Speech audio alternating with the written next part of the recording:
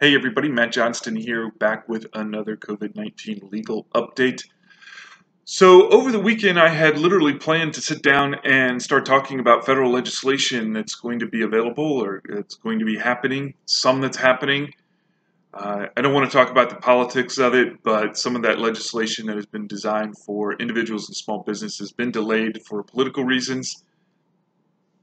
I don't really want to talk about that. I have all kinds of interesting theories, and if you ever want to hear my theories on politics, I'm happy to talk to you, but this is not the place.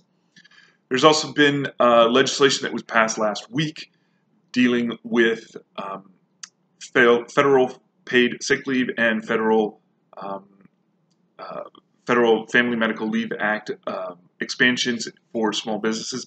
There's lots of information that's being put out there. I'm going to link to some of those good resources down below and let you take a look at some of the sources that I use to try and keep up with what's going on. I do want to speak briefly about a question that I got is if you are on the non-essentials business list, or you're on the essential business list rather, so the list that Governor Hogan put out today, this is March 23rd. If you are on that list and you're wondering what you can do, continue operating the best you can. Right now, the legislative or the regulatory guidance that's been put out by the Office of Legal Counsel, which is sort of the governor's lawyers, is basically saying these are the businesses that can remain open. There are certain kinds of restrictions for some businesses, but for the most part, businesses that are on the essential functions list can continue operating as they had before. That doesn't mean that you should just sort of ignore all of the other advice that's being put out there.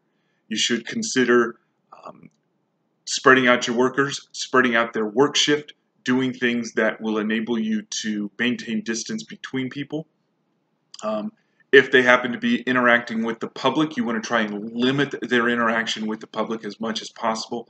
Make sure that your work crews have all necessary protective equipment, some gloves, masks, things of that nature. You want them to be limiting their exposure to other people as well. I was just at the grocery store this weekend. Yes, I was able to get groceries, which is kind of cool. But a lot of the grocery store workers are wearing gloves. Many of them are wearing masks, and if you happen to be on the essential functions list, I don't know why I keep saying non-essential, but if you happen to be on the essential operations list, do your best to help protect the people that work for you. At the end of the day, as guidance comes out, that guidance will be made available. So if there's any sort of mechanism that you can use that will cut down on your interaction with the public, the better off that everybody is going to be. In the meantime, I will try and keep everybody updated as best I can. Practice a little social distancing, or a lot of social distancing. Wash your hands and keep your chin up. We're going to get through this, I promise you. In the meantime, I'll talk to everybody later. Bye-bye.